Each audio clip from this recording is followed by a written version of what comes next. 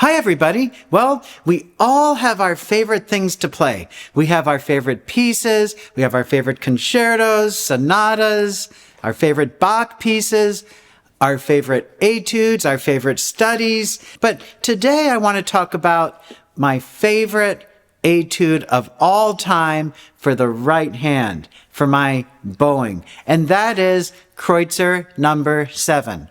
Why do I love Kreutzer number 7 so much? Well, the reason is it's the simplicity that I love so much. It's so simple, it's very repetitive, and what I like about it is that I can practice just a little bit of it in many different ways and get so much done. Speaking of practicing, a lot of people just kind of start playing and then keep going and don't get anywhere. And what I like to do is to play just a little bit of something, but try to get it as good as I can, as close to perfection as I can. I don't seek perfection. I never do. I don't think one needs to seek perfection. We just need to do our best and get as close as we can to good accuracy, great sound, and great technique. So let's dive right in to Kreutzer number 7. I'm going to show you a few ways I practice this. But before I do that, I'm going to tell you, usually when I practice this, at the most, I play one line. Sometimes I play just one measure for a long time and try to really get a lot out of the content. So the first thing, long, straight, beautiful bows with a great clear sound. So here's what I do.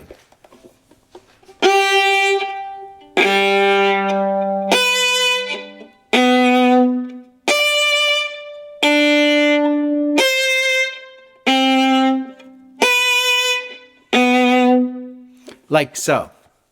So that was about a little more than a measure, I guess. So what was I looking for here? I'm looking for several things. I'm looking for a clear beginning of the note, like that. So I want the beginning to have, I call it a ping, but a little click right at the beginning for clarity.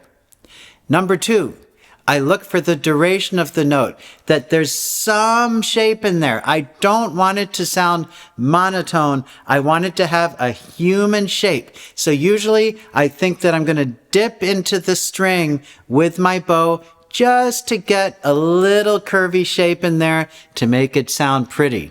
And third, I have the end of the note, the finish.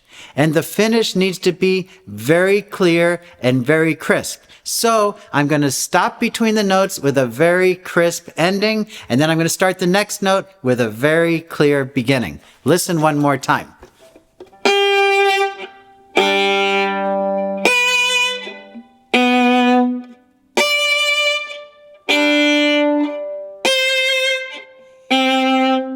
Like so. See, that's the first measure, and I'm getting a lot of things out of it. So, what other ways can we do this? Can we make a variation? Of course we can. Guess what that is? We're going to start up bow. So now we can do the same thing, but start up bow. So remember, good click at the beginning.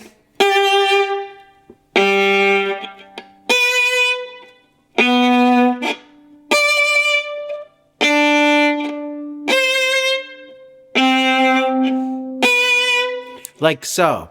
Now, something to be aware of. We need to be really aware when we're practicing. You don't have to practice a long time at once, but your focus needs to be there. And what I'm trying to do is to make the up bows and the down bows sound the same. So they all have the components that are aligned. So if somebody had their eyes closed, they wouldn't be able to tell if it was an up bow or a down bow. And that's very, very important to me because it makes smooth playing. Now, let's go one step further. And now I'm going to do it without stopping the bow, but I'm going to try to be very clear and play just legato with a beautiful, beautiful, beautiful bow stroke.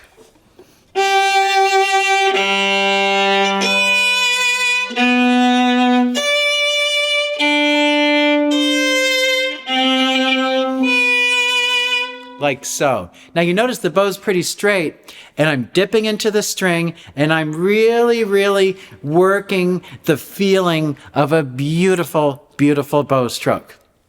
So that's the first way that I practice this. Now, the martelet is important, and I think that this is a great exercise to do a martelet. Now, you can do it many ways, but for now, I'm going to do it from the middle to the tip. So I'm going to start at the middle, do a martelet stroke to the tip, and then go back. What does martelet mean? Martelet means hammer, but to us, it means bite, release. So here's a great way to practice that. I play the first note with a real bite, so I feel the pressure of the bow in there, and then I just release the bow and go to the tip as straight as possible. Now, in order to release, the word release means to be very relaxed and not to have any tension whatsoever. So to do that, when I get to the end of the bow, at the end of the stroke, you'll see I'll do a quick tremolo, and the tremolo makes it sure that there's flexibility when I'm working. So take a look at this one.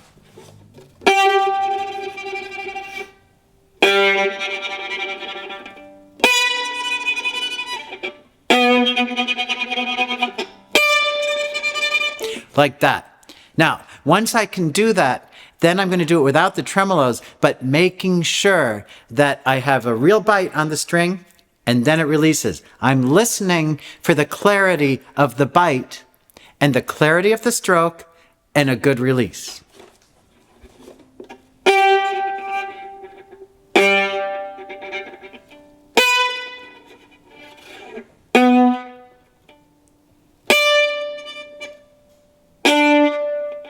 Like so.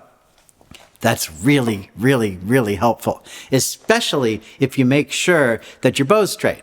So I eyeball my string touching the bow, or my bow touching the string over here, and I make sure that my bow is straight when I get to the tip like that. Okay?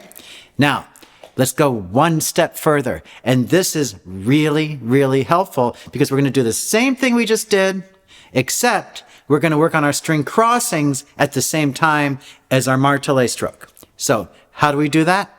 When I start the bow, I'm on the D string.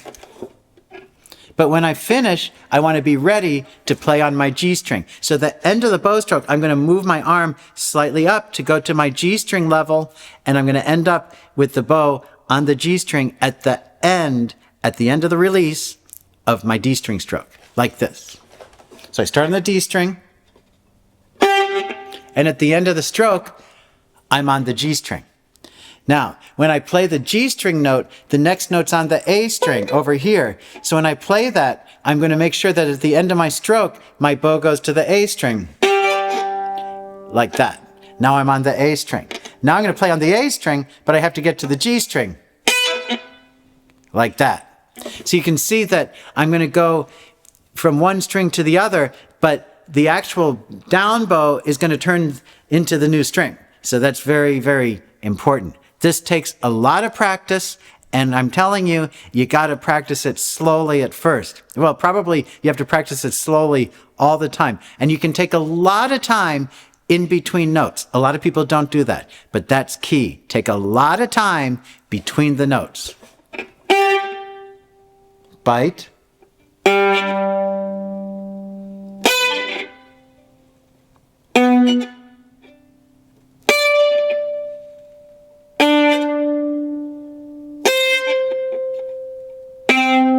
Like that. So you notice when I was waiting, I did not have to change the string because it already was done from the previous bow. And that's the important part. That's how you do this. That is awesome. Okay, one more thing here. I want to keep this video to 10 minutes, and we're getting close. So here's what you do.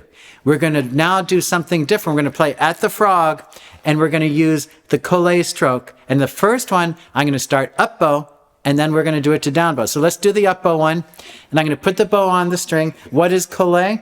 Collet is when we use only the fingers and maybe a little bit of wrist. We're going to do an up bow like this and a down bow like this.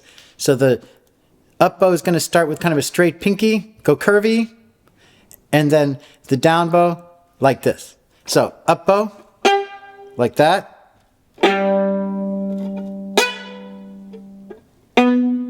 Now when you do the up bow, you have to hold the position there because the down bow has to start with the finger curvy and then go open like that. One more time. So I start with my pinky straight, Now it's curvy. Go to the G string. That's right. Stay there. Hold the position. That's right. Hold that curve.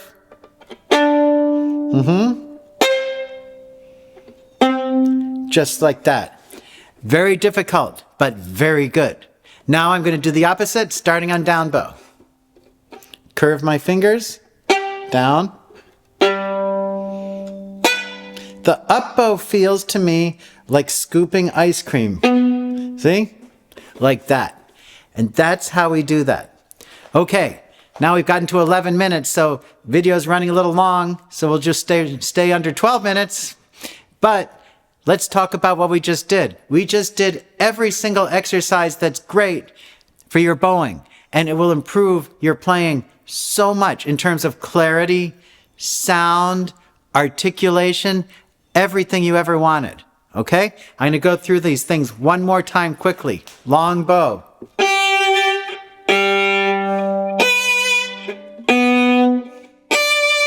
Like that. Okay?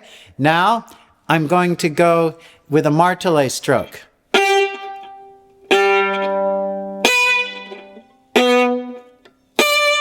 Like that. And now the collé stroke.